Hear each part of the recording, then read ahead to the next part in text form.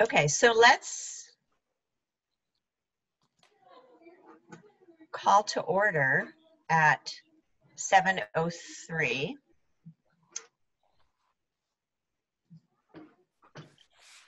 Don, are you amenable to taking minutes? Great, thank you so much. And you can tell me if this is not the right protocol. I wanted to add 2 discussion items to the agenda. No action to be taken. Do I do that after public comment or before? After public comment. Yes, okay. So other than the folks that have been regularly attending, I don't see anybody here who would be joining us that doesn't normally join, but I'll still ask if anyone has anything. Krista, you have to do it first. Sorry, I was trying to get unmuted. You have to do it before any part of before anything. Okay. Okay. So in thinking about our charge as a community engagement committee and helping to get the word out about things going on in our school district, as well as gathering input into decisions that need to be made in the future, you know, we focused a lot on the long-term facilities plan, but recognizing that there were lots of other points of interest for folks to be able to weigh in on what's happening in our schools. And given where we are now with the pandemic and the significant financial challenges that that's bringing up, you know, some of which were there already, it seems really like a good idea for this group to continue to be thinking actively about how we can both give people a heads up about, you know, all the great work that's happening, but also some of these challenges, and be thinking about how we want to ensure we're continuing to get that community input. So the 2 things that I was hoping we could add after Patrick provides a brief update on how things are going, and also after we hear an update on some of the community projects that we initiated, I wanted to add a discussion about a possible town hall meeting for the end of the school year, which I'll share a little bit about at that point in the agenda. And then another idea about seeing if this group might be interested in exploring the idea of finding a way to collaborate with and possibly bring together school officials as well as town officials, you know, recognizing that, you know, again, coming out of the community engagement meetings, there was a lot of energy around public-private partnerships on connections, strengthening connections in the community, schools as community centers. And now more than ever, with all of the challenges we're facing from the pandemic, it seems like the issues that we as a school district have to grapple with really have a lot of commonality to the issues that a lot of our other community organizations and town leaders are facing. So I'd like to add those 2 things as discussion points if folks are amenable, and no action to be taken, but just to kind of throw those ideas out as additional places for us to think about where we might want to put some energy. So again, that would be after the update from Patrick and on our community projects. So I will, John, do I need to get approval from the board committee members to do that? Or since it's a discussion, we can just have that? Okay, no, great. As the chair, you have the authority to do that. Okay, great. Okay, so then I'll move to public comment.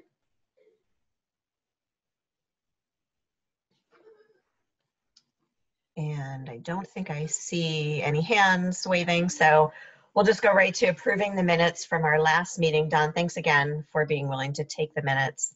And if I could get a board member to move to accept those, that would be great. So moved. Okay, thank you, Andrew. And I just need a second, please. Rob will second. Okay, great. That's good because it's just you guys that can do that. Okay, so all those in favor of approving the minutes from April 14th, please say aye or put up a thumb. Great. And we'll consider them approved. Okay, so Patrick, if you wouldn't mind if I turned it over to you to give a brief update on how things are going in our schools, and then on the financial piece of things, primarily, district-wide, but also from what we're hearing from the state as of today. Sure. So as far as the schools go, our three primary areas of focus for the past several weeks has really been around obviously the continuation of learning, and that's going relatively well. And I think it impacts different students in different ways. For some students, this is a wonderful opportunity, and for others, this is a tremendous challenge, and there are plenty of students that are somewhere in between.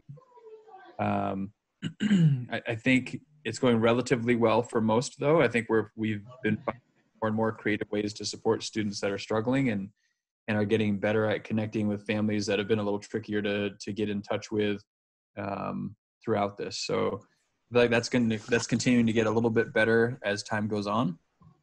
I do think it's also wearing on people a bit. It's wearing on families, and it's wearing on students, and it's wearing on educators. So that's absolutely a real thing as well.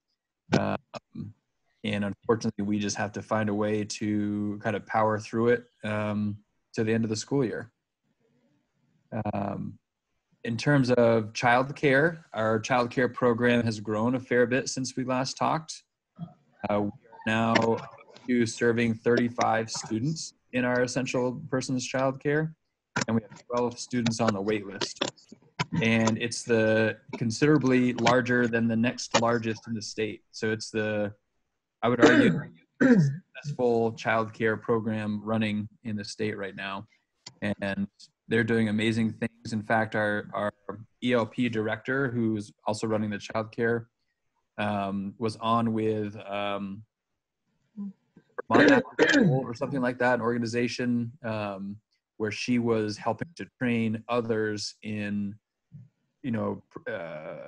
safety protocols, et cetera, and all the factors that need to be considered in putting together the childcare program that we have. So it really has become sort of the model in the state for how to do it, which is great. And we're working right now to talk with Addison Northwest and Addison Central about some cost sharing, because we have some of their students.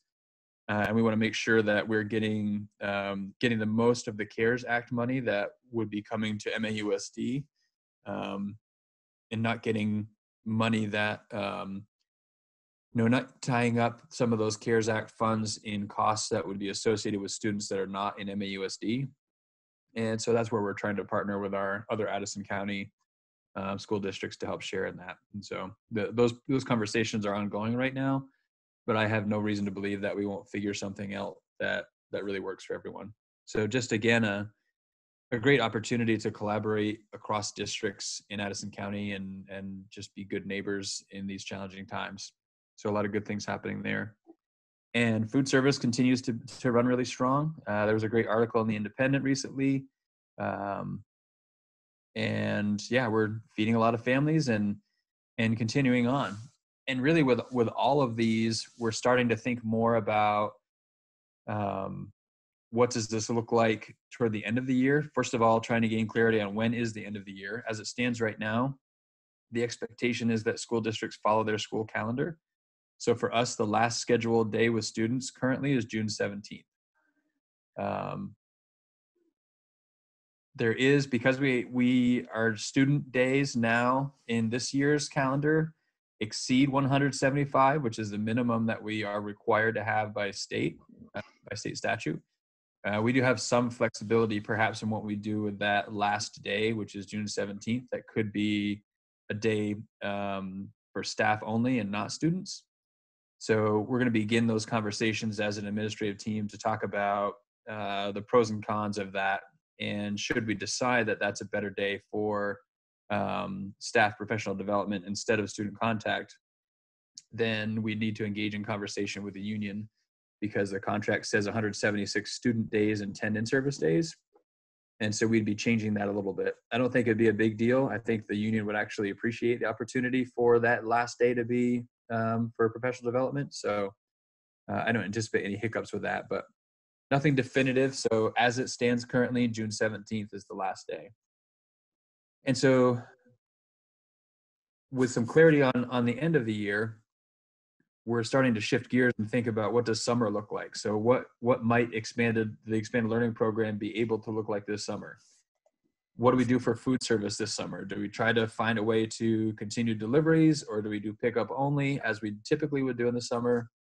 Trying to figure that out. And then really the summer is going to be significant in trying to prepare for what next fall might look like in terms of an academic aspect. So, and there's tons and tons and tons of uncertainty right now in terms of what the fall looks like. The one thing that seems really clear is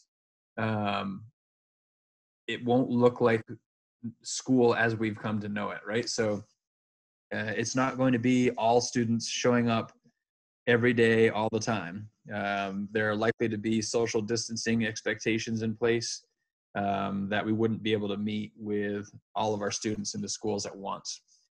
So exactly what that looks like is really uncertain. And we're still waiting on some clarity out of the AOE on what is expected so that we can begin working on that. Kind of backing up a little bit to the end of the year, we do have a little bit more clarity in terms of graduations and ceremonial kinds of things. So the guidance right now is that groups shouldn't be larger than 10, but that you can have those groups meeting and doing some sort of celebration.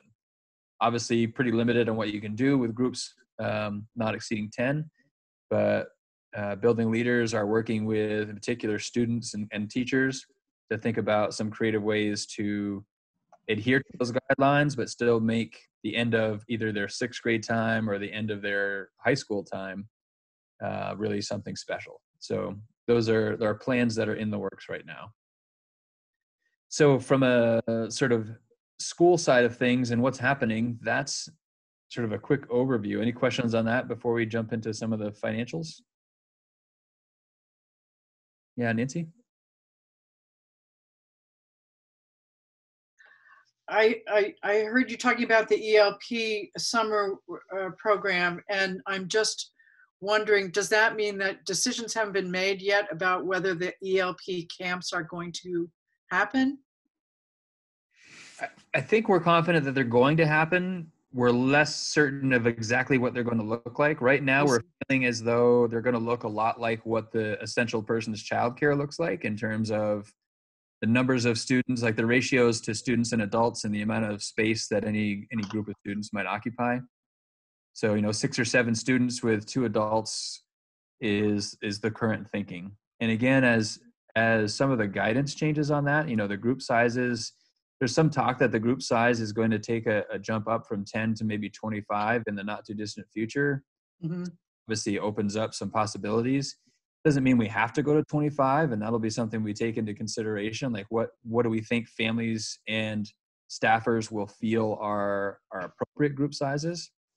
25 may be too big a jump right away for folks to really feel comfortable with. So we'll kind of gauge that as well.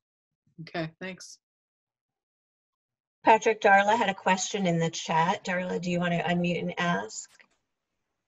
Hi, Darla. Hi, sorry, just jumped in from another meeting. Patrick, I read recently that the Mary Johnson program will not be allowed or whatever, invited or available to use school facilities. And I'd just like to understand that decision, and so many families depend on that program. And I'm wondering how you came to that point.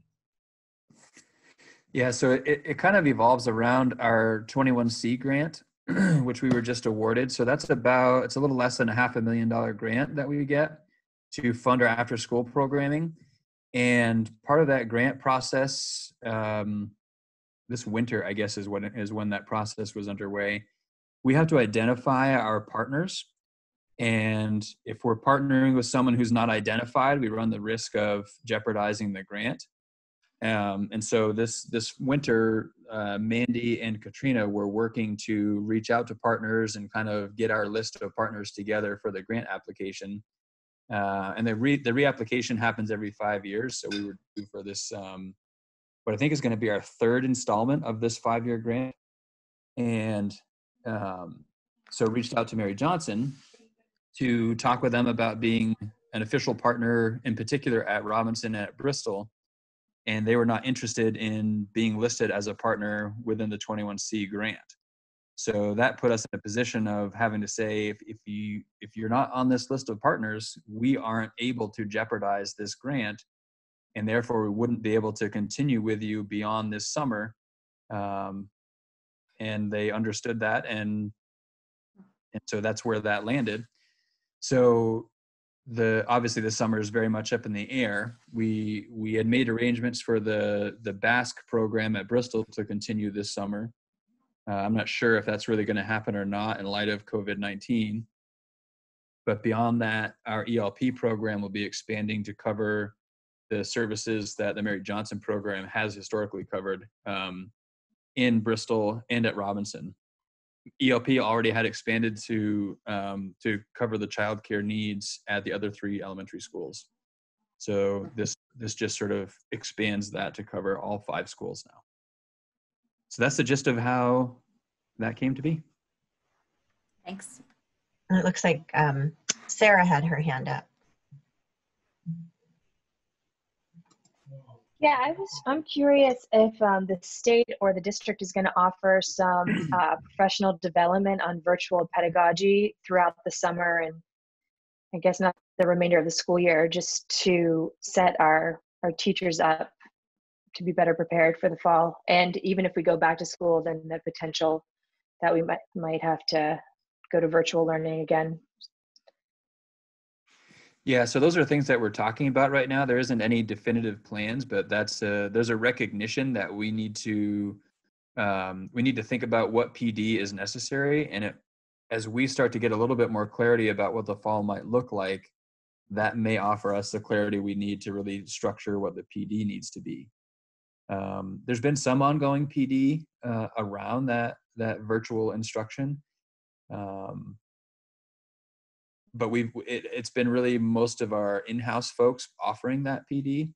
So we may need to think about if we need something in addition to that. And the summer might be a time that we could provide that. But first we need to know more about what the fall expectations are going to be so we can do that kind of planning.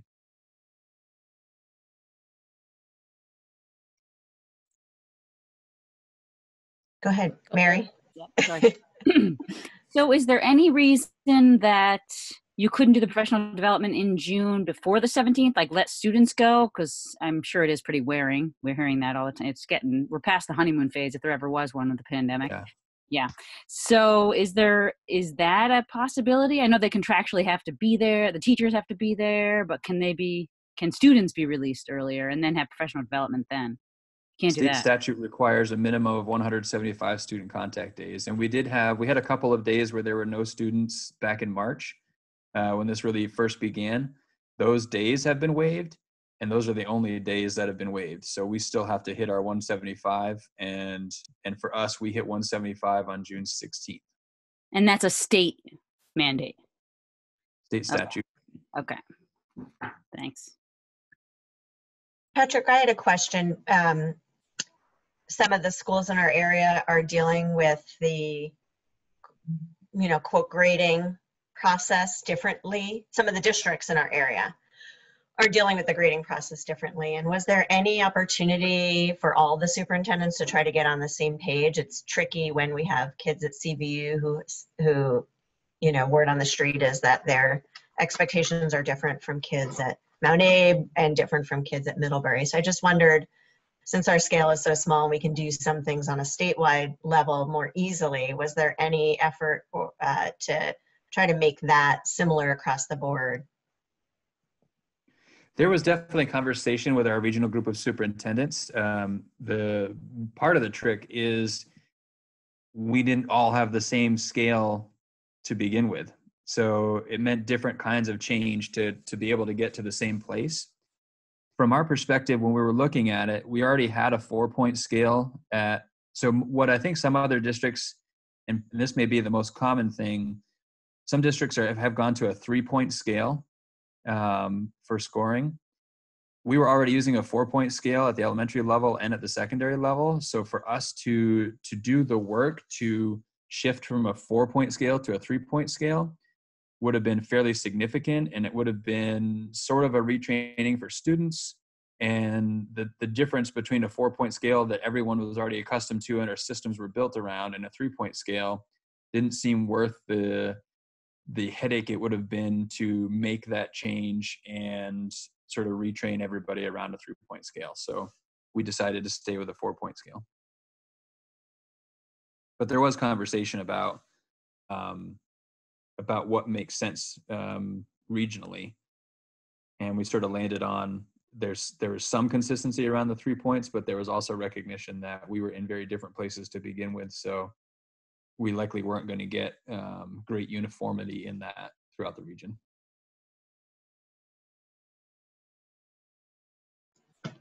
I don't think I see any other questions right now. Do you want to give a brief financial prospectus as well, Patrick? Sure. So nothing really significantly changing here. There was I think when we last talked, it was projected to be an $89 million shortfall.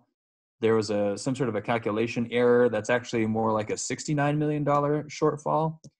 What that doesn't address is sort of replenishing the coffers in terms of the emergency funds effectively that are expected to be in place that we drained and then some. So that $69 million is the shortfall after we've drained those emergency funds from the state fund, the ed fund. When we look at that 69 million and then we look at all the other figures and funds that need to be replenished, the reality, and if you look at this state ed fund update, you'll see the reality is, I think when this all comes out in the wash, the expectation is that we're going to be somewhere in the $150 million impact from COVID-19. There's still a lot of talk. I haven't heard anything definitive yet about how the state plans to address that $150 million shortfall. One idea that seems to be something that a lot of people are in favor of is the state borrowing money to take care of that deficit and then repay that over time so that it kind of softens the blow in any one year and spreads that out over time. But there's no clarity yet that that's exactly what's going to happen.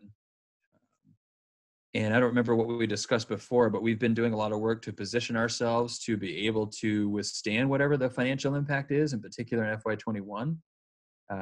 And some of the ways we're doing that are, as we have been in the last couple of years, taking advantage of attrition. So as people leave positions for various reasons, really being strategic and intentional about whether or not we fill all positions that become vacated.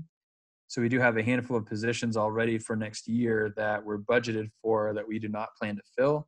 So that's going to free up some funds that we could use to sort of submit to the state in whatever way that happens. Either we send money to the state or we get less money from the state. I'm not exactly clear how that's going to happen yet, but we're positioning ourselves to be able to do that with those unfilled positions. But in addition to that, so we had some unfilled positions this year as well. So trying to utilize FY20 dollars to take care of some. In particular, I'm thinking about the big project at Mount Abe that was sort of already underway and committed to prior to COVID-19, paying for as much of that out of FY20 dollars as possible to also free up FY21 budgeted dollars to help cover any costs that we need to cover for the state to make up the deficit in the ed fund. So I'm feeling pretty good and pretty confident about FY21 in terms of our ability to withstand the financial impact that we're going to be seeing because of the combination of those things that we're doing. FY22 is a very different picture. FY22 is very concerning to me, and I think that's part of our conversation today because there's going to continue to be COVID-19 related financial shortcomings to address on top of all the other financial shortcomings that we've been anticipating for some time with declining enrollment and increasing costs. So that's the gist of the financial picture. Go ahead, Nancy. I don't know if I understand how we got from 69 million shortfall after draining the rainy day fund to 150 million. But even if I don't understand that, it looks like on the national news that there's going to be a shootout in Washington over, whether significant funds are going to be allocated to the states, and even whether what's already been allocated, whether states will have some flexibility. So, I mean, one of the things that just, as you talk, Patrick, it just makes me feel for you is there's so many things that aren't clear yet, and yet you're having to plan for them. It must be maddening. I hope you found great ways to cope with that, because it's crazy making. But my point about this is that lots could change in the picture as far as what the states get, and then what our state decides to do with. I mean, there's going to be a shootout already in Montpelier about how the state's going to use more funds than it's ever gotten in the past already from the federal government. So there's a lot of moving pieces and parts. You brought up a good point, Nancy, and I didn't think to bring that up, but there is some speculation about what's going to come from the federal level in terms of funding to help overcome this deficit, because again, Vermont's not unique in that it has a deficit. It may be unique in the extent of the deficit because unlike most states, Vermont has 1/3 of its ed fund comes from consumable taxes. I think we're the only state that has that anywhere near that level of revenue that comes from that source. So we may be feeling it perhaps in a different way than other states. The reality is every source of revenue is taking a hit in COVID-19. So maybe that all comes out in the wash. But I think there's also precedent for some sort of a federal aid package, right? Was it the 2008 recession when something like that came to school districts to try and help overcome some of those financial challenges? So that's an option as well. But as you said, it's all talk right now. It's hard to know what's actually going to materialize. Well, and I think what we most need to help our congressmen think about, I'm sure they're working in this regard anyway, is to make sure that our state has flexibility instead of the feds telling states how they can and cannot use the money, because they don't know at the federal level what each state needs. And it's unlikely that there's a one-size-fits-all that works. Right. Thank you.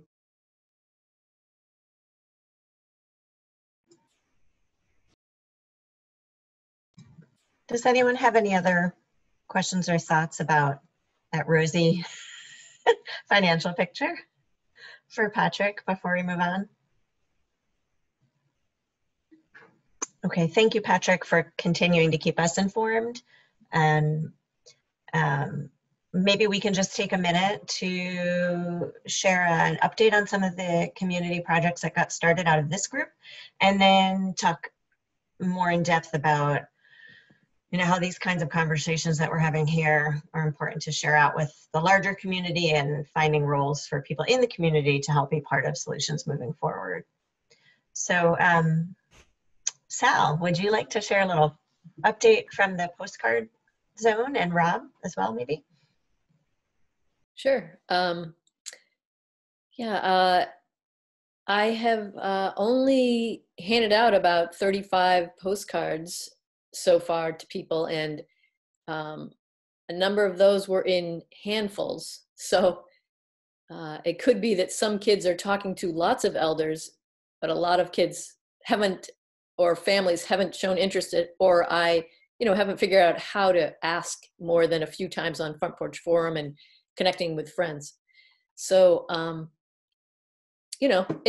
I think it's going well, but I haven't really checked back with those parents and kids to see how it's going. I think that would be interesting too. I know one person has been doing a back and forth, but that's about all I know.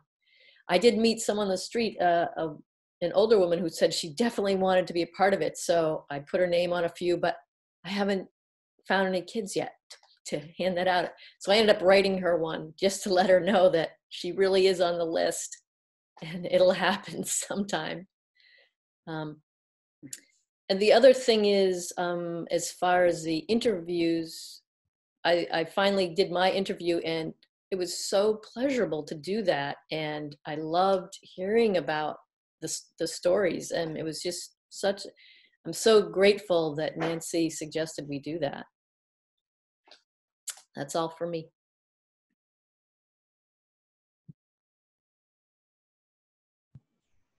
Yeah, the postcard project up here in Lincoln. I mean, success, minimal. My daughter has written a lot of postcards. We've had the little red box down at the general store. I think probably 20 to 25, just without having to prompt people that I know in Lincoln, have been taken. That's a rough count. I know a handful of friends who have children, and basically all under the age of 4. So 3 and 2-year-olds have sent postcards, but have gotten them back from community members in Lincoln. And I think that's been really neat for them. Yeah, you know, it's been worth every minute that I feel that we have put in Lincoln for the effort. And the little red box is still there. There's still postcards in it. And I was hoping to maybe get some traction with the mentor program at LCS.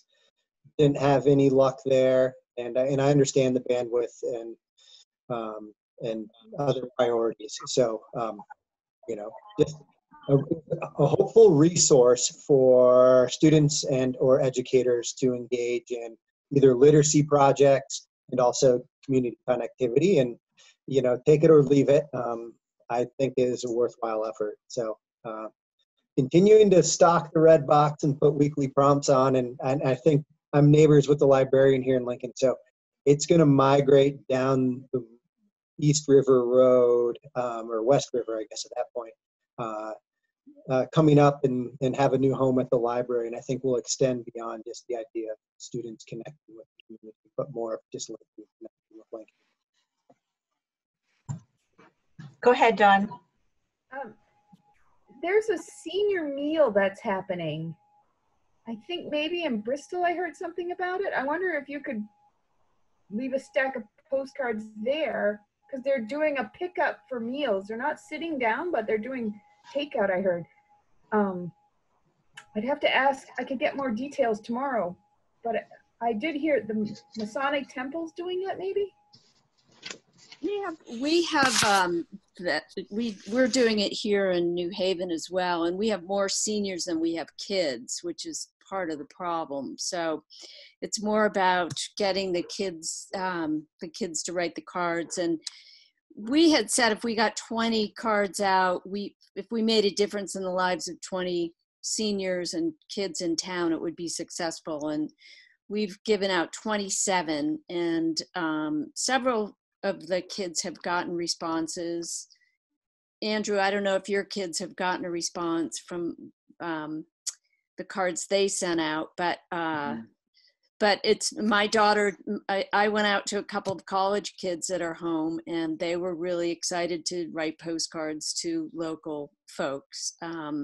So even though we didn't get as many of the younger kids involved as I would have liked, it was nice that the college kids who grew up here and went to school here and feel that this is their community are connecting with people they've never met. And my daughter got a postcard back, so she's got somebody she's communicating back and forth with now. So I think it shouldn't just be a one and done thing. I think it's the kind of thing that we just keep working on, and maybe once things get back to normal, whatever that looks like, then the teachers will have a little more opportunity to maybe work with their kids and have this be something that the school would be interested in taking on, because it's a little hard to access the school kids if you're not in the school. But yeah, we found the college kids sort of filled in a nice way, and that might be something, Sally, in Bristol, you might find there's quite a few college kids around. Go ahead, Elizabeth. I was just going to jump in because, I think one thing it's really connects totally with what Kim is saying. I think the college students are also finishing up right now. I think, you know, they've been pretty busy themselves, but, you know, I don't know how much, you know, effort we do want to put into this, but I could really see that that is something, you know, an area that we could potentially put more effort into. And, you know, I could even talk to my daughter because she used to work at Project Independence, and I don't know, just, you know, I could see that being an avenue for getting it going a little bit more.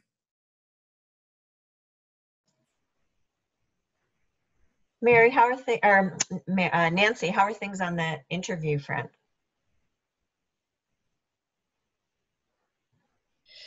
So all of the interviews are in, thanks to Mary and Elizabeth and Sally and you, Krista. And with Krista's help, I was connecting with Christopher Ross at the Addison Independent, and he went on vacation, and then we went back and forth a little bit. And what the Addison Independent has agreed to is to post the stories on their website, partly because it's way too big for a newspaper article. So I've been working on pulling pieces together. I've done some transcribing from the recordings, and I would have to say that I've read it a million times now, and it still just about brings tears to my eyes. The stories are just stunning. So I finished it today, and I sent it to Christopher Ross today. And what we have there are interviews from 2 elementary school students, a middle school student, and a high school student, the superintendent, and an elementary principal and the high school principal, an elementary teacher, a middle school teacher, and a high school teacher. I think that's all of them. And it really tells such an amazing story. And I was just so grateful about what came in, and thank you everybody, because I know that wasn't an easy thing to make happen, the folks who were interviewing. And you sent me great stuff, and really basically what I sent to Christopher was an introduction. And because we asked everyone the same set of questions, I organized it by question. So there's an introduction, and then for each question, there's the set of answers that we got from all of those people. And it's a compelling, multi-leveled story. And sometimes it's funny, and sometimes it's sad. And but I think it really paints a picture that certainly will make people proud that they live and work and have kids in this school district, if they're not already feeling that. And I guess I should also say that I just sent it out today, so I'm feeling this great sense of relief about this piece is off my desk. But I'm also thinking about pitching it to a more national audience, and we'll see if I get my act together to get that going. It'd have to be significantly shorter. Go ahead, Kim. You.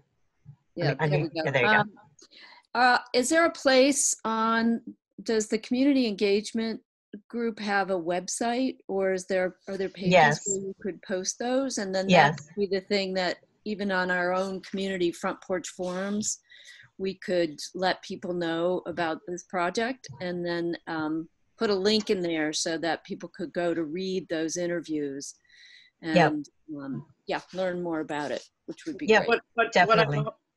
If I could just say, what I'm hoping is that the Addison Independent will post it on their website in its entirety, and we'll be able to link to that for a whole bunch of different audiences, local audiences. So I want to certainly Christopher Ross said he's working on a big special issue and he'll be reading the piece on Thursday and getting back to me quickly. So, but I think you're right, Kim. I think if we can, once it's up there, calling people's attention to it in a lot of different ways, as you suggested, will be great. And once we have a link that we can share, Facebook, Instagram, Twitter, all the social media outlets become a more viable option as well. Absolutely, and I will be asking them to not have a firewall around it so that people can, so it's a public link. They've done that for me before, so. Good. Nancy, were you able to put people's names or not put people's names in? I didn't put anyone's name in, Okay. but the recognizable people by role will be Patrick and the high school principal. Yeah. Okay, so I want to, so thank you guys for this work that I think is just really helpful during this time for people to feel connected, and parts and pieces we might be able to continue doing when we're not feeling so disconnected, whenever that might be. Before we shift to the next piece, I don't want to put him on the spot, but I just did want to acknowledge we have Christopher Pepe, who's not Christopher Ross from the Addison Independent, but is a community member who joined us for a few of our engagement meetings, and he and I have communicated a little bit, and so he's here, and I just wanted to say hi and glad you could be with us, and feel free to introduce yourself briefly if you are up for it. Hi, thanks. Yeah, absolutely. So I'm just a community member. I like to kind of try to stay involved in these things. I've got a son that's in first grade and another one that'll be in the school system soon. So we've taken a keen interest in the school system at large, and then especially now as we're trying to figure out before all this and now in this, what the future of education looks like in this town.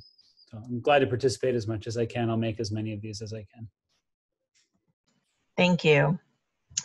So I think I'd love to just open this up to the two ideas that I mentioned at the beginning of the meeting, and see what people think. And I think it might, the final item on the agenda is an update from the Feasibility Study Committee meeting that I think some folks on this call attended as well. But I think it leads well to that conversation. There is a lot that's going on in our communities, and a lot of stress and uncertainty that people are feeling. And I think, again, our role is to make sure people feel connected and informed, but also empowered to find a way they can be part of decision-making, solution, problem solving. So understanding the challenges that we're facing is a big piece of that, but then also for our group to work with the school board to understand what ways people can actually sort of have their voice matter is also important. So, so the first thing that I mentioned was this kind of town hall idea. So, we are coming up on the end of the school year. Just even among this group, we have questions about what summer might look like, what fall might look like, what it's been like this past year. And, obviously nobody knows all of the answers, but I think there are many, many people besides just those of us here who might like a chance to hear a little bit more, from folks who know a little bit more about how things are going. So that kind of idea of a town hall meeting was the first thing. And then the second was, thinking about how to bring different members of our community together, because we recognize that what the schools are facing financially connects to the challenges in many other aspects of our communities. And is there a place to bring together, business leaders, social service leaders, school leaders, select board members? What would this committee be interested in, working to try to structure some sort of gathering of people that for a larger conversation about all these things and how they relate to our schools. So I don't know really, maybe we'll start with the town hall idea, but just kind of want to open it up to those two things and see what people think.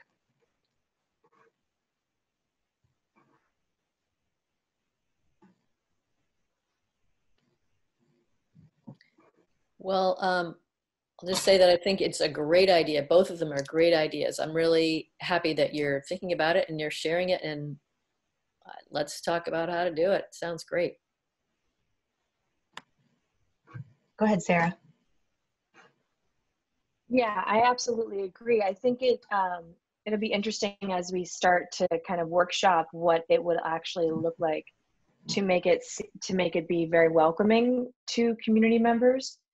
That's just, I don't know, maybe I'm feeling a little discouraged as I look out and see snow and, you know, like Patrick had said, there's definitely some fatigue settling in right now.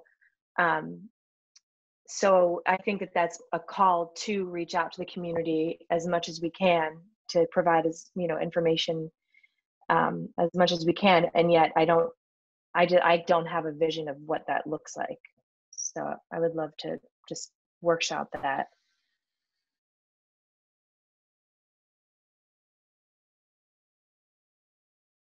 Go ahead, Nancy. I too think both are great ideas, and it will be fascinating to figure out, perhaps with Sue's help, how to structure them. I would say that although it wasn't a surprise tonight to hear Patrick say that school wasn't going to look like normal school in the fall, I still found that it took my breath away a little bit. And I'm wondering about whether, and it took my breath away because of partly in my family's personal situation and many other families' personal situations, that has such an impact on people's employment possibilities. So I guess one of the things I was wondering about, in addition to both of these great ideas, is whether it's going to be important to get a message that edges toward that out to people sooner rather than waiting to the end of the school year.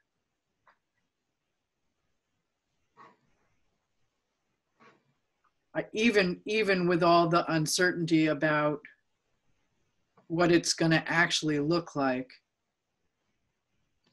I know that my kids will need to really think through, begin to get their brains wrapped around that.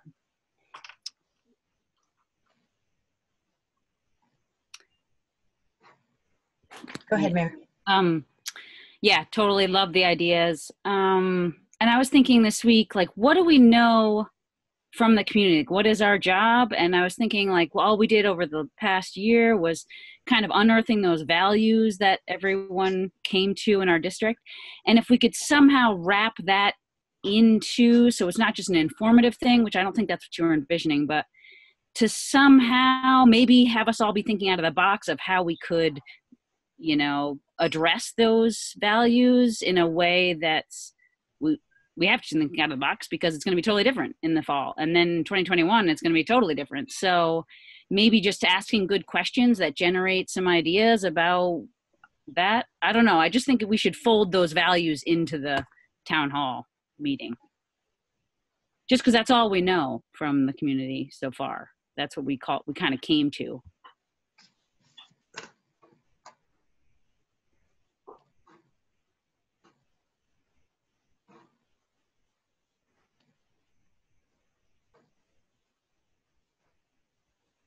Go ahead, Andrew. And feel free to just unmute yourself unless there's, you know, people talking over each other. Just go for it. Oh, I think you need to, hold on, let me unmute you. There you go. Yeah, I tried the space bar. I guess it didn't work. So is the idea that this would be an actual physical in-person town hall meeting, or that we would do it virtually somehow? I guess I assumed physical's off the table. Yeah. I mean, I think that's the assumption we would need to make, but yeah. So I guess it's also just a really logistical question of how we bring that number of people, potential number of people together to have that conversation. Yeah. Or maybe there's a way to do it in groups of 10. Well, within Zoom, you can have breakout rooms as well. Yep.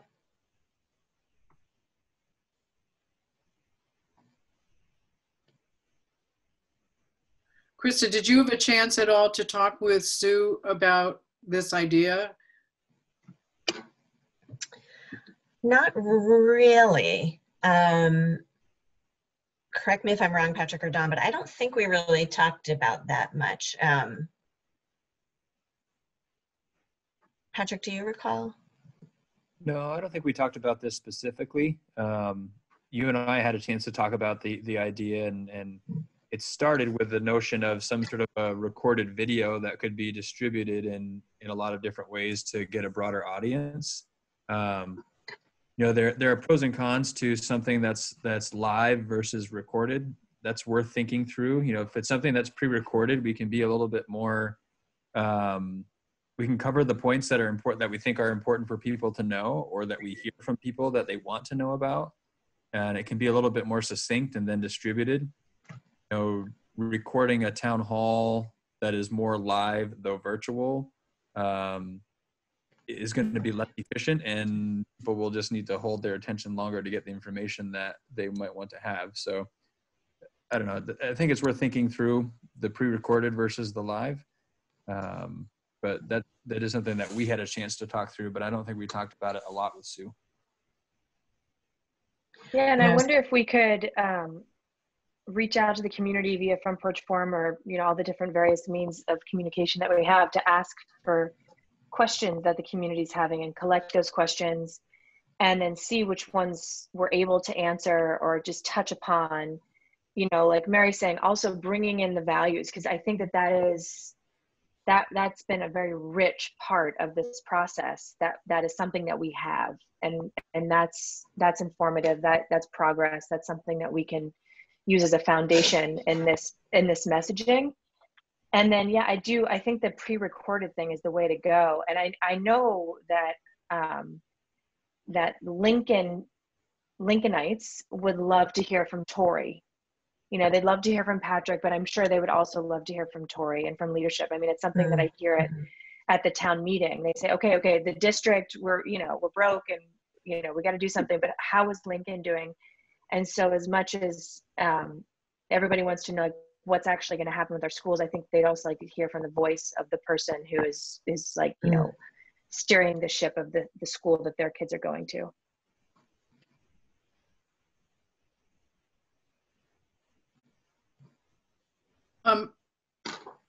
I guess I just think that before we go, I don't think there's much that we can do about design of either of these pieces unless we are very clear about our purposes. And once we're very clear about our purposes, that's going to make the design work much easier. So yeah, I think perhaps we need a smaller group to sit down together and hammer out, you know, what really are, maybe not sit down together. I'm sorry I said that, but it's what I'm used to picturing.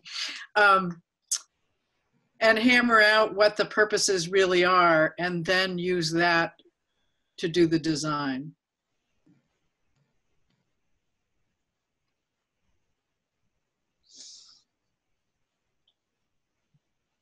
Another idea that I had was that, you know, we can kind of all muse about that ourselves. What would we see as the goals be? What would this design look like? And possibly see if Sue might be able to join us next time. We are meeting twice a month, so you know, we could have that be the focus of the next agenda. Is we would like to do this. Time is, you know, kind of the essence. We have, you know, here's some thoughts. Can we hammer out a plan with you? That might be another way to move forward. And about the other idea of bringing all the leaders together, the community leaders, I love that idea. And I think right now it's showing that the school is the hub of the community. I mean, and I'm so impressed that we have the biggest one in the state, the biggest childcare. That's I had no idea that was how rock star we are. But so I think just capitalizing on that, like, okay, let's continue being the hub. Let's figure out how we can collaborate more and, you know, just make it a little bit more, and I hate the word efficient because that's not really what we're getting at. We're getting at more like just smooth collaboration, I guess. But yeah, I love that idea. Patrick, what's your sense? I mean, it seems to me like trying to have some sort of wrap up for the school year would be probably the first priority, and then summer as a time to see about convening, or after that, as a time to talking about convening these groups of folks and coming up with some sort of plan. Do you agree if that makes sense in terms of, you know, capacity to do both of those things? Or what are you thinking about these ideas and how they would roll out time-wise? And Sure. I'm not sure it much matters between now and next May. As I think about wrapping up this school year, the summertime being planning for the fall, which will look very different, the fall trying to get things off the ground and respond as we try to build what could be an even different looking ship than anything we've had so far, leading into budget building, continuing the conversation about our long range facilities planning, some potential really hard and big important decisions we have to make in the near future to get a budget to pass, all of that leading up to town meeting day. That's what makes me think basically from 2 months ago to next May are going to be kind of wild and crazy times. So I'm not sure it matters a whole lot within that window where any of these projects might take place. So I wouldn't worry too much about where it fits in best. We'll just make it work. Darla, can I put you on the spot as a new select board member to Bristol and get your reactions to that second idea? Can you restate the second idea? I'm sorry. So sort of bringing together select board members, school officials, other folks, you know, business leaders, people in the community that are in some sort of leadership role that has a stake in our schools and how they impact our whole community. Yeah, I mean, in my whole 2 months experience as a select board member, I can tell you that I personally think it's a wonderful idea. I think the more people we can have at the table and communicating with those people, the better. Because from those tables that will go out to each of their, it'll just, finger out more and more. I think it's a great idea. What that could look like, is it a group like this? Is it a matter of inviting folks like yourself to join in the select board meetings and having you on the agenda, getting for people on agendas at different tables? Is that what it looks like? I think it's a wonderful idea, and I'm just not sure the mechanics of how it would work. And what's the point we'd want to bring, again, getting that purpose of that really clear and making sure that we are, making good use of the time at each of those tables and having a clear message at each table. But yeah, as far as communicating, Nancy was saying earlier, if school is going to look different in the fall, the sooner we start to let people know that, they can start to wrap their mind around that as they're dealing with after school care and child care right now. And with those reopening and with very limited restrictions put on them for the youngest students, that's a real challenge for families.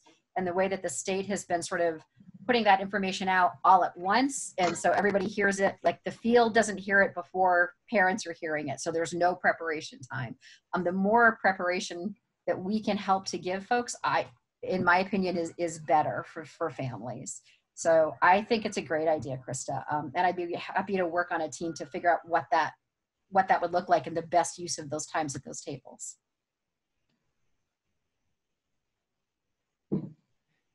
One of the things that I recall you and I talking a little bit about, Krista, was trying to actually avoid sort of the traveling road show, just because I think it then, the school then stays exclusively the linchpin between all 5 communities. The idea was really more about bringing all those players together to the same table rather than traveling to multiple tables, and having an opportunity for some of that cross-pollination and the value there would be lost if we were traveling to multiple select boards. Go ahead, Nancy.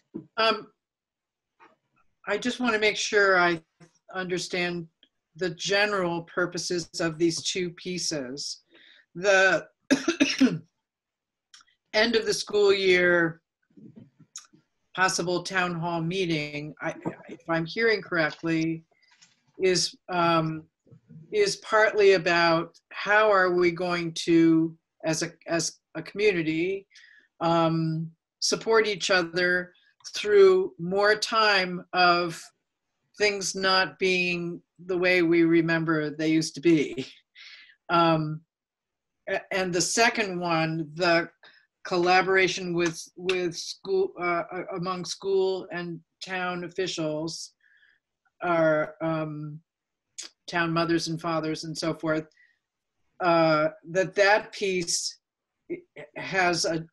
is on the general topic of fiscal year 21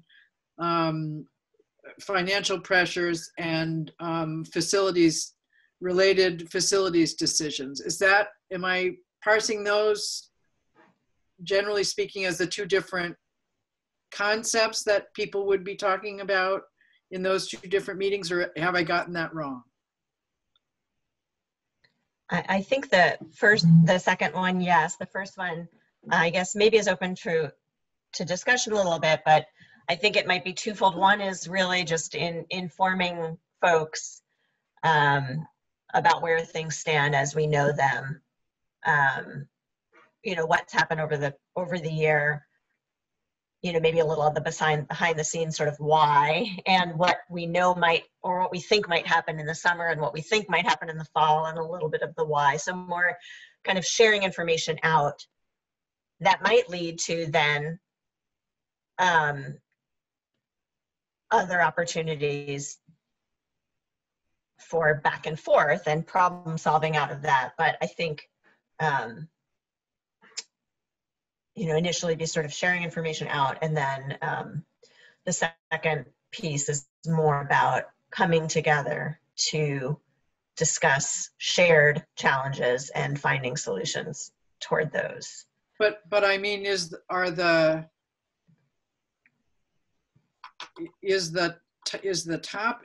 topics of the first meeting at the end of the school year, is that more about, or let me put it another way, is it independent of the conversation, pretty independent of the conversation about facilities and FY21 or FY22 funding and all of that? Is that first meeting more about how we're going to get through this next phase of the pandemic together, and independent of the facilities and those other issues? Or do you see them, Krista, as both being about sort of the same set of issues? I guess I'm still formulating and really looking to you guys to help figure out what would be most useful. But I think there's probably a space for both of those things, that, you know, the way things might look in the school, but also what we're facing as a district financially, are both pieces of information we'd very much want people to be aware of.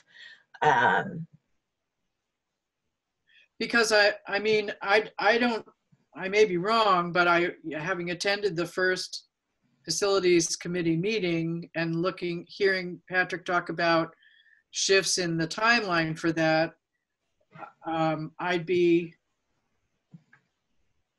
it's hard to imagine that over the summer there's going to be much conclusion from the facilities committee in answer to the questions they're exploring. And until they've addressed those questions, it's going to be hard for a conversation about facilities to take us any farther than the community was when we were last talking about it.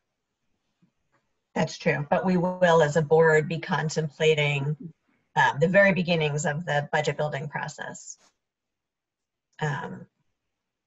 which is coming at. Oh, sorry, Krista. No, go ahead. That somehow we have a sort of regularly scheduled update from all of this effort. And this, this town hall could be one of those things, but it feels to me that you don't want to, we did a lot of work, and you don't want to have a big chunk of time from the last time everybody got together and worked together to the next time that we communicate with one another. And maybe this town hall is that opportunity to have that communication. And the important information that Patrick shares with us is the kind of information that the community needs to hear. And so, not to add too many things to too many people's plates, but having a regular town hall, or here is the update, and even if it's a video interview, here's the update about where we are, and things are changing so much. Just that touch point for people, it's a place they can go every month or every month and a half. It's like, okay, this is what's going on. This is what the budget looks like. This is what the federal government's talking about, providing for the states. This is what the shortfall is going to be. This is what the district is doing. It's a state of the union kind of address. And I think that I see the town hall as, we did go out to the community to get some input. And so I'm not sure how much more input we want right now. I feel like what the community would really love is some output and some information about what's happening and kind of where we are in the timeline that we talked with them about when we all got together. So that's just when I think about this idea and what you're talking about, it feels like it'd be great to, even if it was just a recorded video of here's where we are, Patrick's little thing that he did at the beginning of this meeting, like that would be such a great thing to share with the community. But set to music, Patrick, kind of a music video, little rock and roll. And dancing, of course. Something uplifting. with backup dancers. Figure out a cool background. And I guess as I think about them too, I think about the town hall as sort of thin engagement, sharing of information. Here's what's happening. Here's a little projection with all the caveats that we may have to give with any projections. And when I'm thinking about the bringing together the leaders of the 5 towns, to me, that's more thick engagement. That's some collaborative problem solving. Something that surfaced this fall was an interest in exploring possibilities on how we might reverse these trends that are creating some hardships for us. And the people to bring together for MAUSD, at least, are the leaders of our 5 towns to talk about what could or should be done, whether it's organizing advocacy at the state level, or it's something to do with town plans or zoning or jobs if we're bringing in business owners. Some of the answers to being able to reverse this trend may lie within the right people sitting around a table collaboratively problem solving this. It's certainly outside of the control of exclusively the school district. It's going to take collaboration and putting heads together and talking about, Krista and I were joking the other day a little bit about the notion of public-private partnership has surfaced a lot, but I think there's a lot more public-public partnership that could be happening than what there currently is. And this may be a mix of multiple public entities and some private entities coming together to talk about some options that might exist. So that's where I was thinking with that other group coming together. I see. That may hold some possibilities. I think that makes perfect sense, Patrick. I think an example that we don't want to follow is what happened with the state colleges, where Jeb made this recommendation and everybody lost their mind, and now Jeb doesn't have a job. So We don't want to see any of that happening. You know, to have that coordinated effort is a great way to.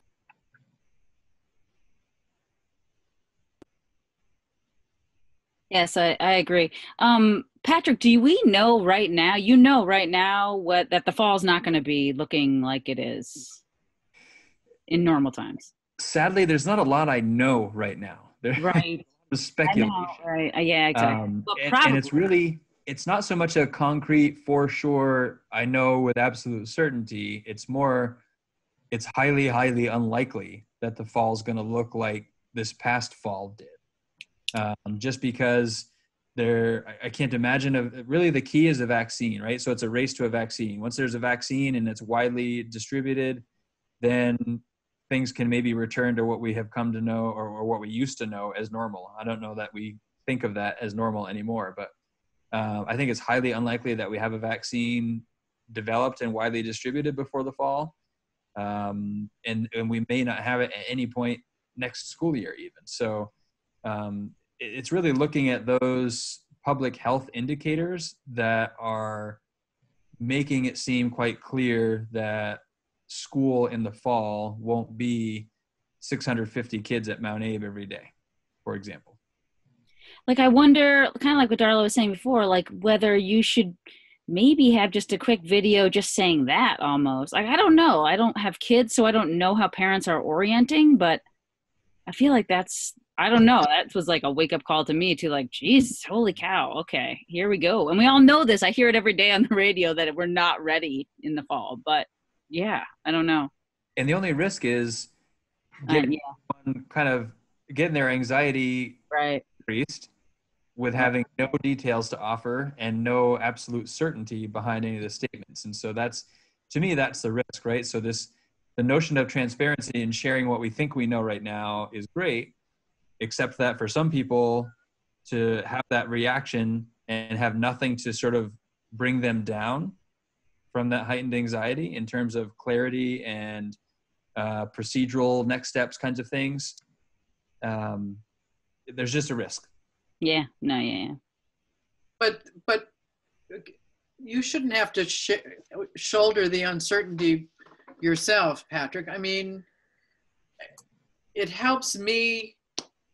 I know it. I mean, my daughter and son-in-law who have kids in the school, it will help them to know that it's not certain. I mean, we're getting such mixed messages from Washington and from the state and from the CDC and so forth, that as we've been hearing, oh, well, they're going to open up retail in Vermont on Monday.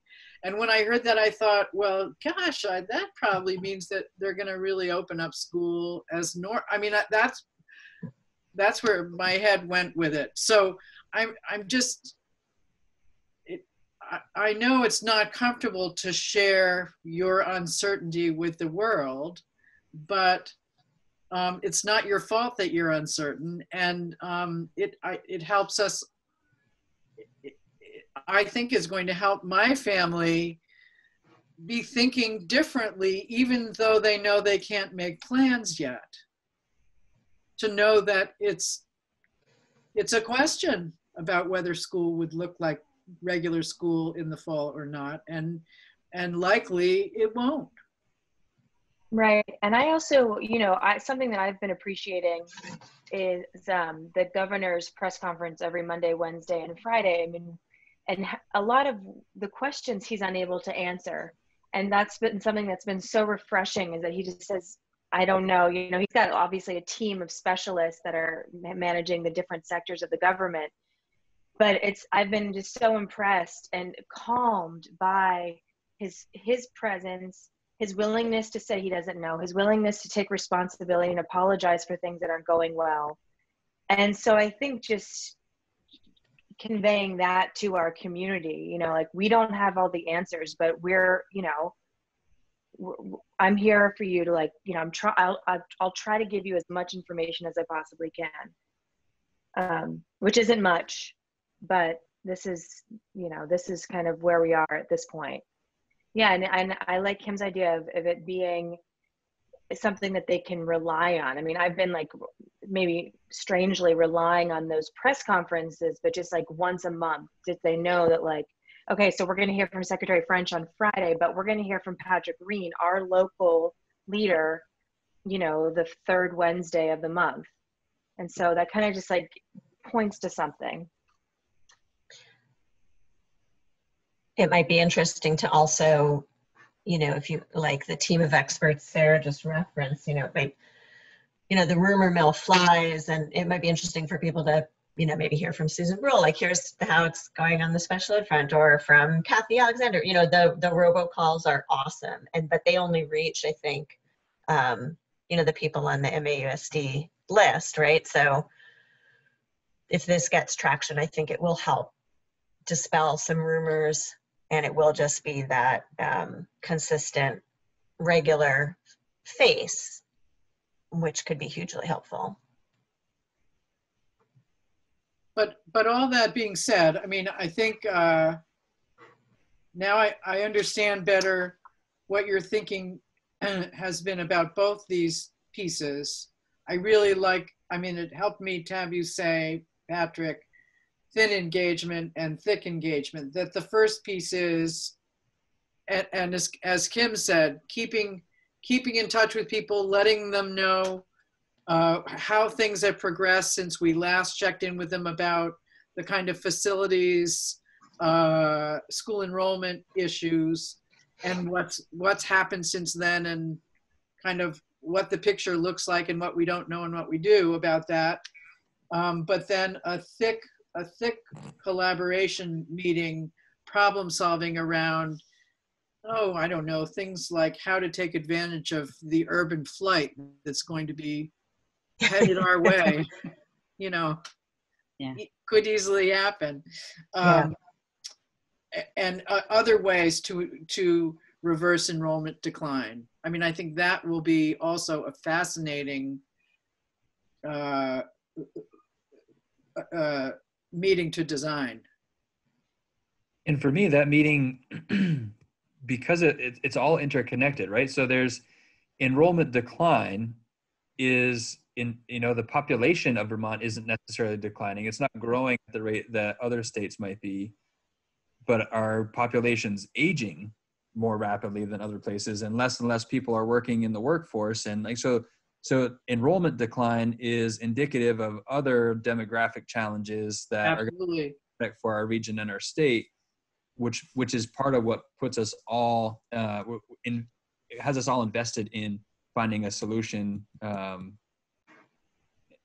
Yeah, so it's bigger than education, but that's a big piece of it. But it's fascinating, I think, to think about how this pandemic has underscored the importance of widespread broadband, and how widespread broadband could really change the picture of employment availability in Vermont. I think that was the specific example I used in my conversation with Krista the other day about, even if the 5 towns came together and said, we're going to figure out broadband in our 5 towns, and we are going to be the beacon for Vermont in solid broadband access. That alone, as a one sort of concrete focused objective, could help shift our demographics more so than other regions. Than almost anything. Sure. Than almost anything. Well, I think the other thing that you just said, Patrick, too, is that changing demographics and the need for more services for our seniors, so that if we can combine from a facilities point of view, opportunities for seniors and resources for seniors that is dovetailed with the needs of our students. You know, you're addressing 2 things with more horsepower and a broader, you know, swath of the community, and working together to come up with those creative solutions is going to address some of that. So yeah, I think that's exciting, and that would be a really fun meeting to sit in on and be able to watch it all happen. And I think when there's some grassroots efforts to collaborate and problem solve like this because this is something the state's going to be looking at too. If we demonstrate some sort of an organization or organizational structure that says, hey, we're already working on this in a collaborative way for this region, I think that garners more support from the state level to say, all right, we want to support what you have going on because you could become a model for other regions. I don't know. I just think it does so many good things, or at least potentially does so many good things to put our heads together and work on this together. And even the 5 towns is somewhat of an arbitrary boundary. It's something that there's a structure around that we could organize around. So, and I think that's a great project, Patrick, to when you're talking about bringing in partners from select board and business, and that's something that they're all going to benefit from. It would benefit the entire community, not just the school community. So that's a perfect project for something like that. And I think that's great. Really quickly, I just wanted to go off of what Sarah was saying about the governor's address, and totally, absolutely agreed. And Patrick, if you are you are our school leader, and if you could remind, like, I love when leaders remind us that, like, hey, it's not just the school's responsibility to take care of every, like, you can just remind us all to pitch in, like that could be a way, just to, I don't know, it drives me nuts that schools take on everything, and I feel like it's a way for you to balance that a little bit, like, hey, we're all in these uncertain times, we all got to take care of our kids, Yeah.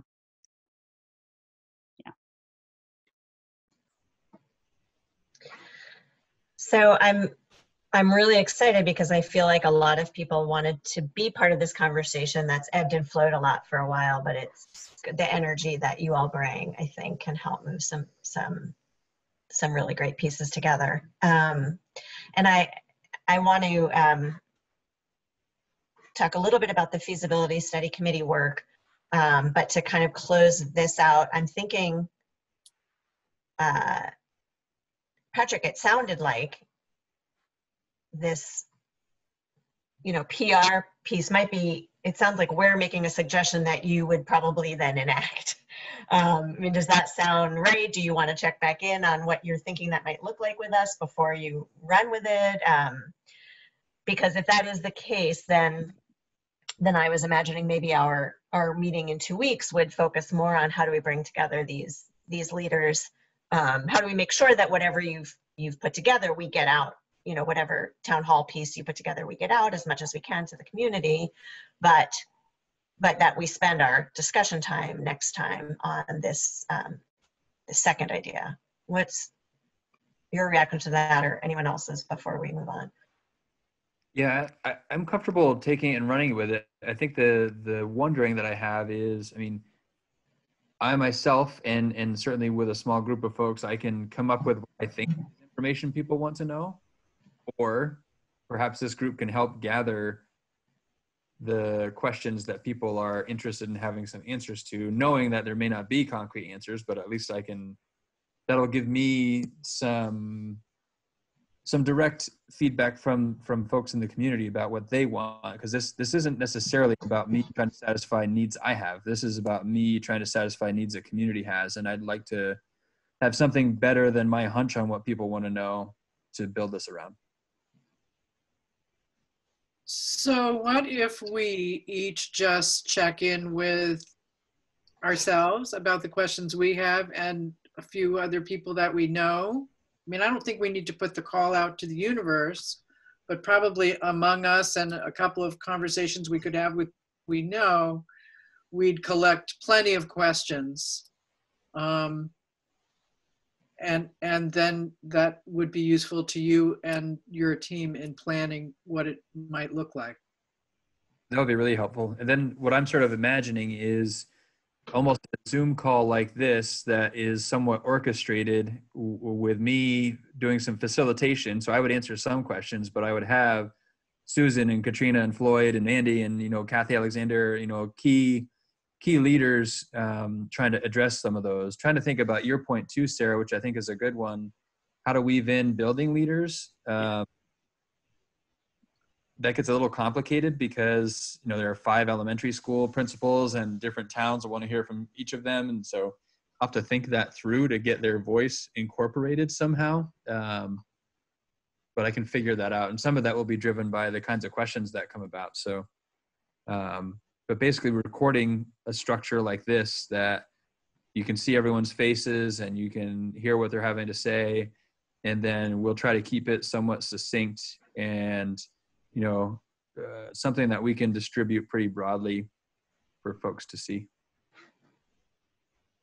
I actually would say maybe just to counter that idea, Nance, about not putting out to the universe, but what if we did put it at Front Porch Forum just because it's an act of, we're not going to get crazy questions that are they're all going to be about the same questions, I would think. And that would show that we want to hear, what do you want to know? And then I'm sure we could put them into 10 question answer, I don't think it's going to be too chaotic if we put it out there. Maybe so. But what would we be saying? We'd be saying, we're interested in knowing what questions you have about the school district and the coming school year, and could you send them to us by such a date, and we'll be forwarding them on to the administrative team of the school district, and they'll be doing everything they can to answer your questions. Is that what it sounds like? The one piece I would add to that, because again, I want to manage expectations a little bit. Probably more than 50% of the questions that are going to be asked, I won't have answers for. I'll be able to speak to and speculate, but there won't be answers. I don't want to set the expectation that all of your questions will be answered, because it's unrealistic. Maybe it's a top 10 questions or something like that, or 10 questions that you can give answers to. Maybe we collect them and boil them down to 10 basic things or something like that. I'm not sure I can come up with 10 questions. Okay, five questions. But remember, Patrick, you can say, I don't know. You're not expected to know. Right. The governor's like, I don't know. I'm just trying to do my best. That's all we can ask. We're not, we know that. Everyone hopefully knows. Well, and part of that message is, here's what we're doing to try to get answers, but we don't have the answers yet. And I wonder if it might be more successful for the first one to be more of what Patrick was saying about sort of laying out just where we are, what's happening, where we're going, and then if it can become something that happens on a regular basis, to then sort of open it up to community questions, because it's a bit of a trial, and I feel like the more Patrick can sort of control, the more successful it's going to be, so that it can be something that's ongoing and that can happen over and over. Because if it just, we get 100 questions and people want to know about AP classes, and then people want to know about Hannaford Career Center, and it's just it'll get drilled down to such specific things that the whole intent of this, I think, could end up getting lost. But that's just my feeling. See how it goes, and then if there isn't enough horsepower, if there isn't enough information for people, then that can be feedback that we can all provide and the community can provide. And we can say, okay, make sure you listen to this town hall from the school leaders, and you'll have an opportunity at another town hall to have your questions answered about what's going to happen. Just so people sort of get the format and they understand who the players are, they understand what the tone is. There's so much about it that's still being developed on our end, that if we help set that tone from the beginning and then invite people to come in, I think it might be a little more, have a better chance of being more successful from the get-go. I'd like to. It's useful. That's very doable. I could, in terms of sort of the buckets, like I started out with today, so a quick overview of how the continuation of learning is going, food service, childcare. Those are sort of buckets that are happening now. Then we have end of year, what's going to happen with summer programming, and what's the beginning of next year. those are some of the big buckets that probably a lot of questions fall into, and I could just give an overview of that, and I could, you know, I can toss different portions of those questions to other folks on the team to give responses, because I think I recognize as the leader my voice is important, and I need to be out in the front, and I think it's valuable for other people who are leading to have their voices heard and be a familiar face and a familiar voice to the community as well, which is why we've been recording Kathy's voice to distribute out to families around food service things, and building principals are sending out messages as well, just to let folks know that there's a team of people around this and working on it and here to support our community. So that's certainly doable from my perspective, if that feels like a good starting point. Absolutely. And I also really did appreciate when you did speak to us in this meeting and how you did mention fatigue, because it's nice to hear that you identify, like, even though like so much good is going, given the situation that we're in, that there is also this fatigue setting in. So then I don't know, it just kind of like lets you be like, oh, okay, right. We all are understanding. Right. Yeah, exactly. So Patrick, I wonder if our next gathering is the 26th. If you kind of did a dry run for us or shared with us what you've come up with. I mean, does that sound reasonable at that point? Or do you just want to take what we have and yeah, I would probably try to time it for something close to this meeting, just because, so the hard part is whatever we put together will become old news pretty quickly, because things are evolving pretty rapidly. Okay. So I wouldn't want to have something done 3 weeks or 2 weeks before the next meeting, because then we've already missed the boat. Like, so it has to get launched pretty soon after it's created for it to remain relevant when it goes out. I think that what you did tonight was great, and that would be really valuable for the people to hear, and do that soon. And that would be the first one. Yes. Yeah. Which would mean not waiting to run it by this group. Yeah. No. I think I'm hearing. You just ran it by us. Which is fine. It's fine. As long as there's music and dancing, I think it's just going to go fine. And we can just I have to draw the line at dancing. Nope. As much as nobody wants to hear me sing, really nobody wants to see me dance.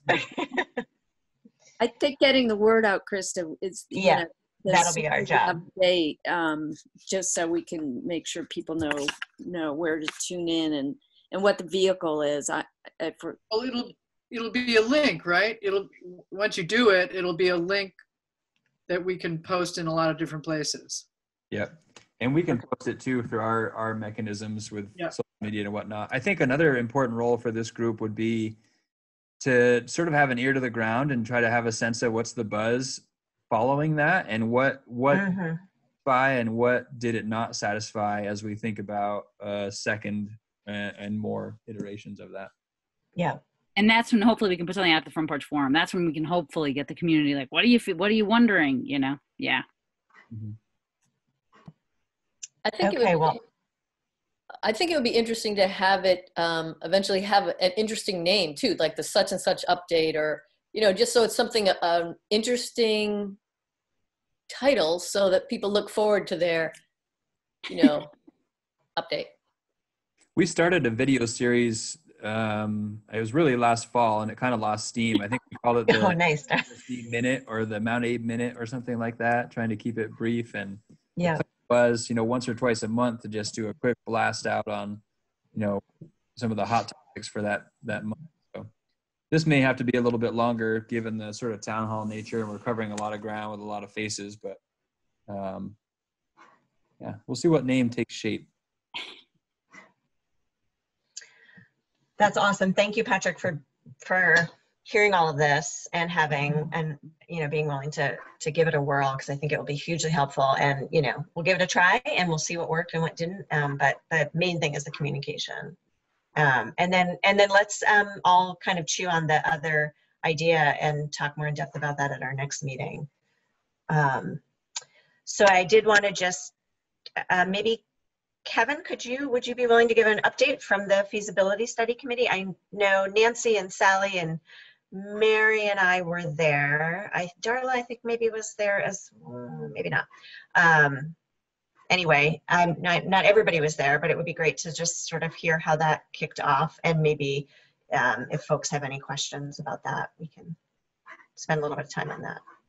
Okay, it was organizational meeting, obviously. We talked about format, introduced ourselves. We had an overview from Patrick, and because of time constraints, it didn't go into the level of depth that we're a very varied board as far as experience. We obviously got administration people there that can dream this stuff, and then we've got a couple of board members that have been hearing right along from that level, and then we've got 2 community members that at least one of them has been involved in some of the community engagement, but their level of depth or insight, or however you want to term that, is probably light. So tried to balance that a little bit, but and then in the interest of time, we did overview the history a little bit and the next steps. But I would think, particularly if I was in their shoes, I'd have a ton of more questions. They had quite a packet of information ahead of time.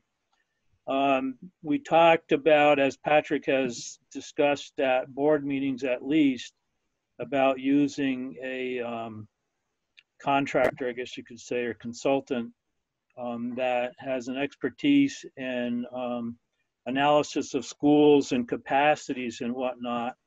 And we as a group pretty much agreed that that's the reasonable way to proceed with this.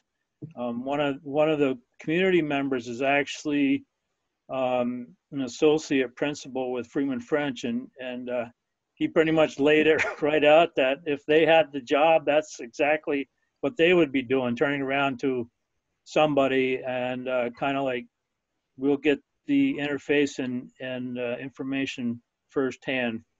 So that was a great confirmation. We are going to try to meet on a monthly basis. That Jennifer's in the process of organizing that, so we can keep things going, even though the consultants that Patrick selected won't be actually feet on the ground, if you will, until schools are back to some normalcy. I think that's pretty much covers what we talked about, at least.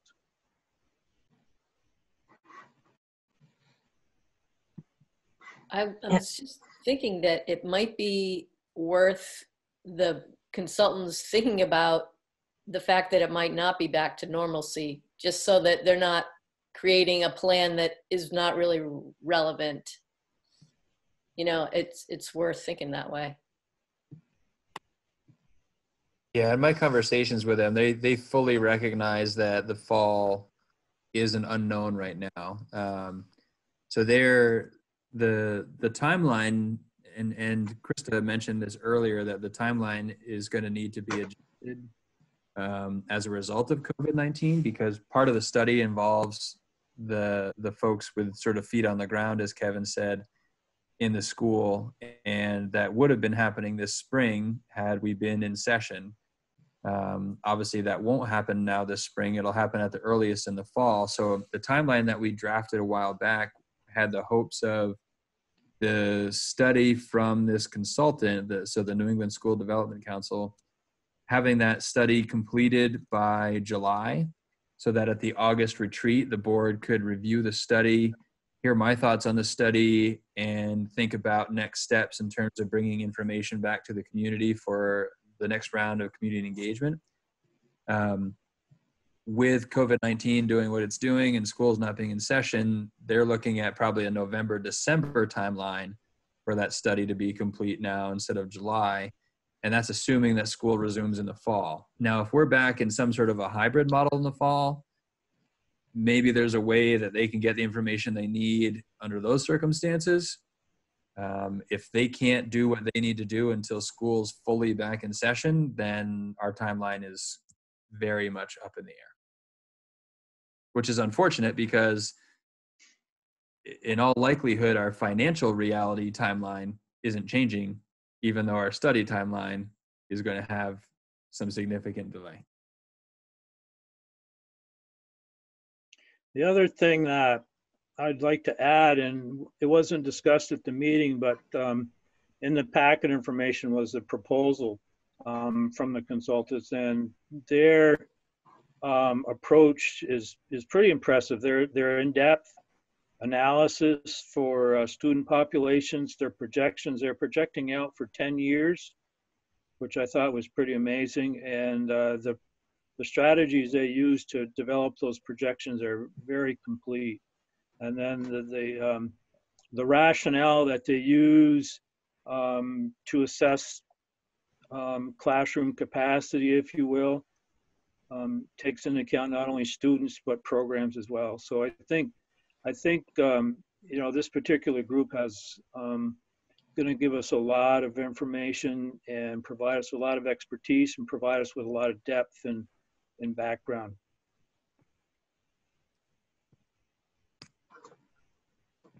And we also recognize there may be areas where they fall short. Like we're not going to get the complete sort of facilities analysis in terms of structural need, et cetera, that we might get if we went with an architectural firm, but we can always pursue that next level of information as is warranted after this sort of initial phase of a study.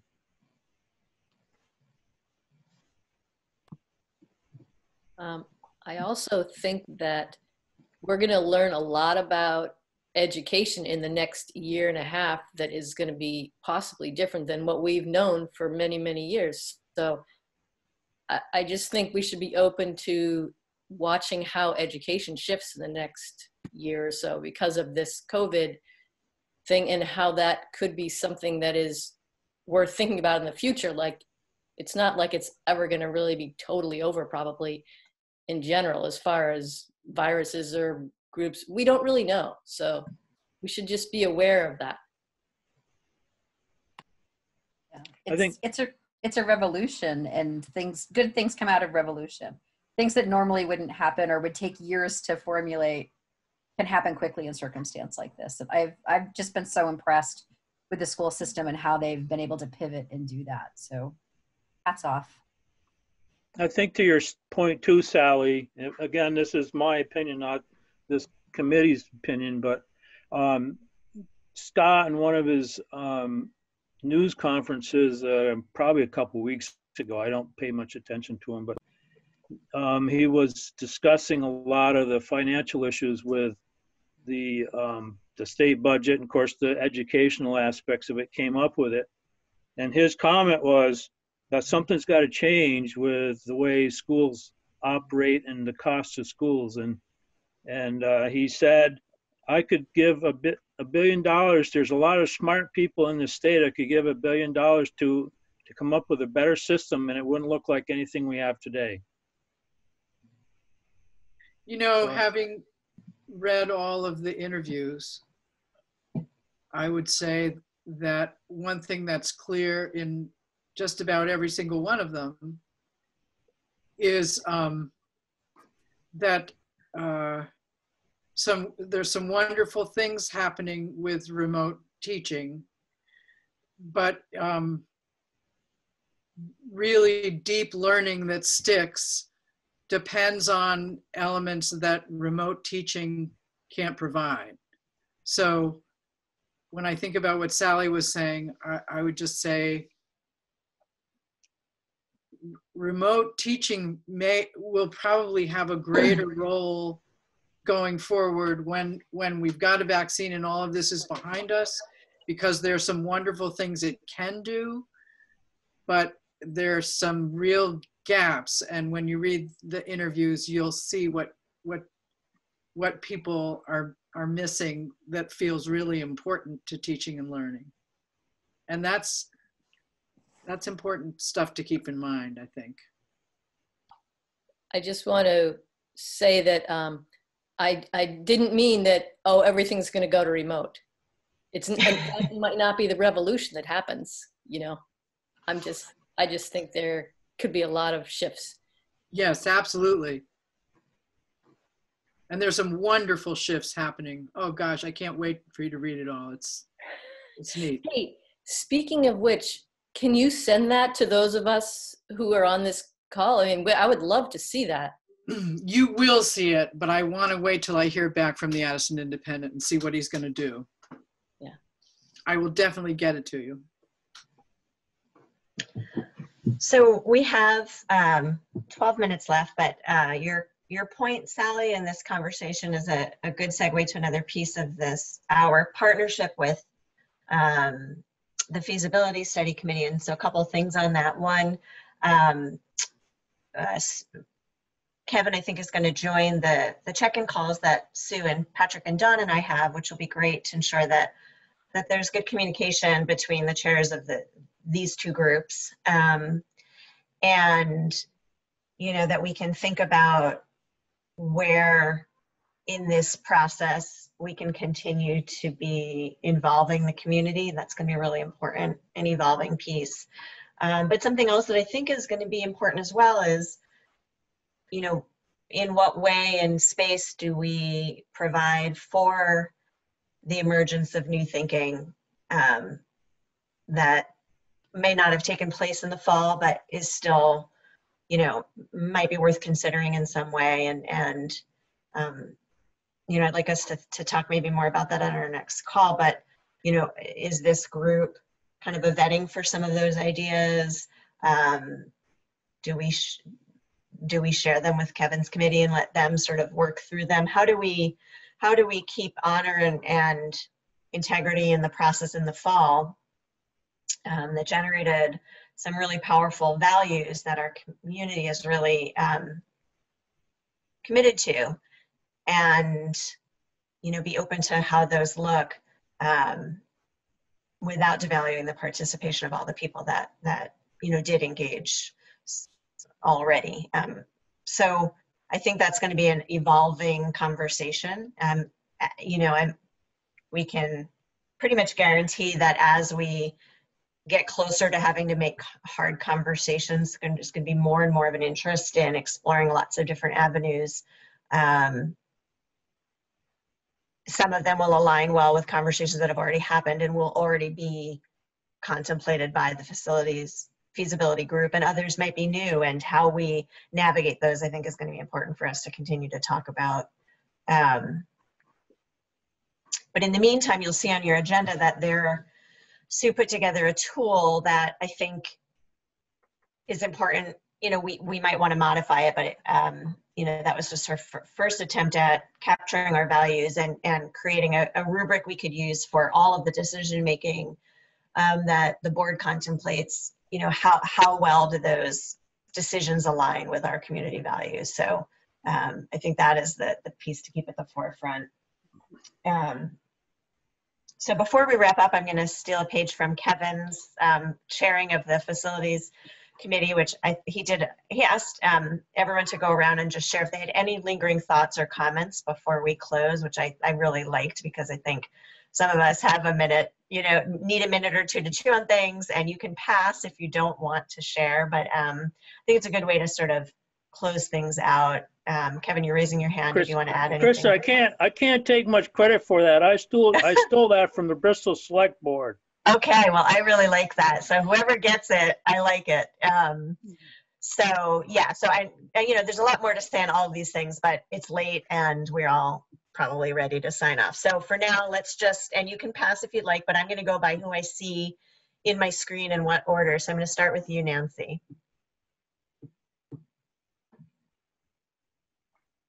Oops, hold on. I've got to unmute you. Sorry. In light of all of this, I am very eager to pull together a collaborative problem-solving group that will get working on specific plans to reverse enrollment decline, because I think the sooner we do that, the better. So I'm excited. I hope we can get working on that lickety-toot. Thank you. Okay, Sally. Oh, sorry. I think I have to do the unmuting and I keep not doing that. Hang on one sec. Unmute. I did it now. Okay, there you go. Yeah. I love the energy of this meeting. I feel like a lot of good things have come about, and I really appreciate, Krista, your leadership. You had great things in mind for us to work on tonight, and it was just right on what we needed to talk about. So I really appreciate that. Thanks. Mary. All set. It's all great. Pass. Okay. Andrew. Yeah, so I like Sarah's idea that just hearing from Patrick like we hear from the governor would be really useful to sort of keep ahead of things that I see swirl on front porch forum. Just, you know, sometimes people start filling in the blanks, and I think it'd be great to hear from Patrick. And I'm also hoping that we can see Patrick in that MAUSD face mask, branded face mask. Nice. Okay, you're up, Patrick.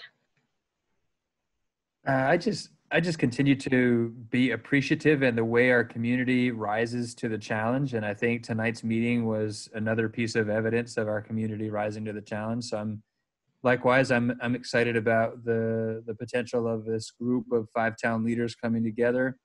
I'm excited about what this sort of video series could be in terms of responding to wonderings that people have and getting ahead of people filling in the blank, as Andrew said. I think that's really well put. That absolutely happens. So we just continue to evolve and roll with this and find creative and innovative ways to communicate and problem solve together. And it's a wonderful thing. I don't know that this is happening everywhere, and I'm glad it's happening here. Okay, Rob. Good.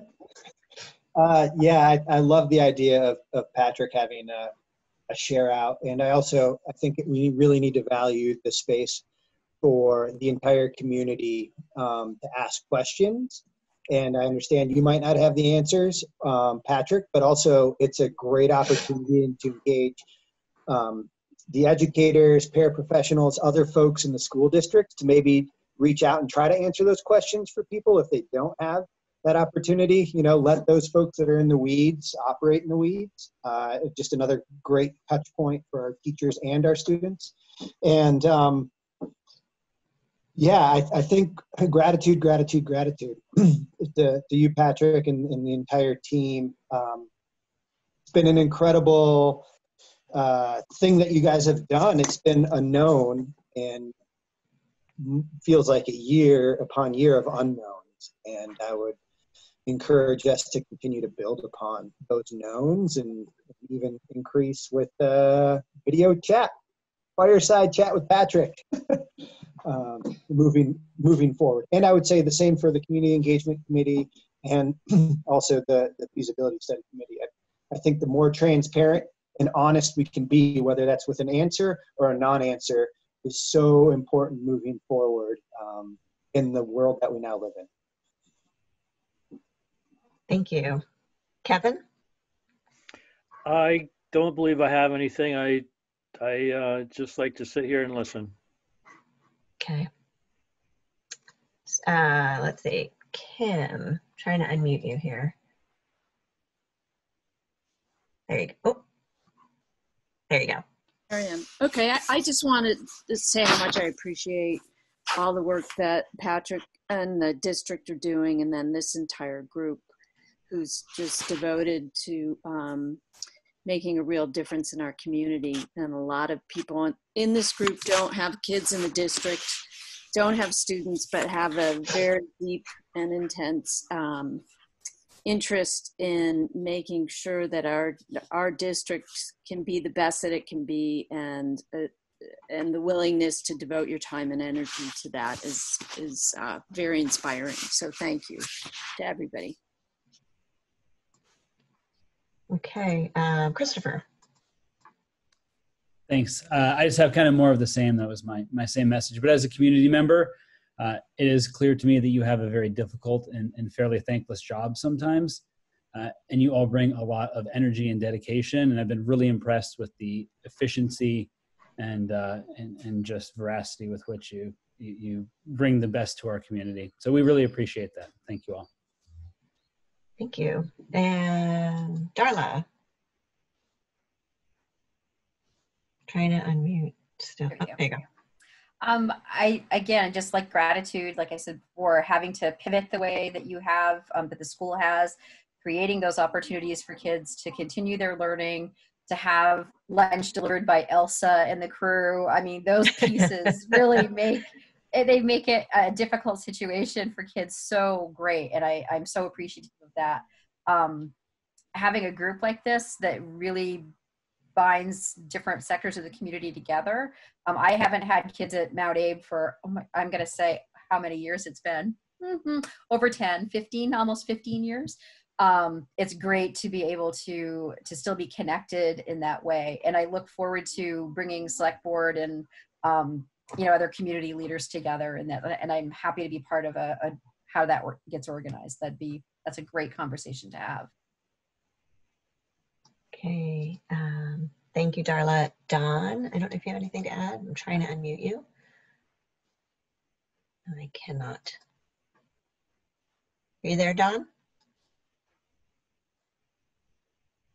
Yes, sorry, I'm trying to catch the minutes, so I'm gonna pass, but I am appreciative of everything. I'm just gonna keep typing. And I'm gonna say thank you for typing. Okay, Liz, you're there. You've been quiet, but we're so glad you're with us. I'm going to unmute you. There you go.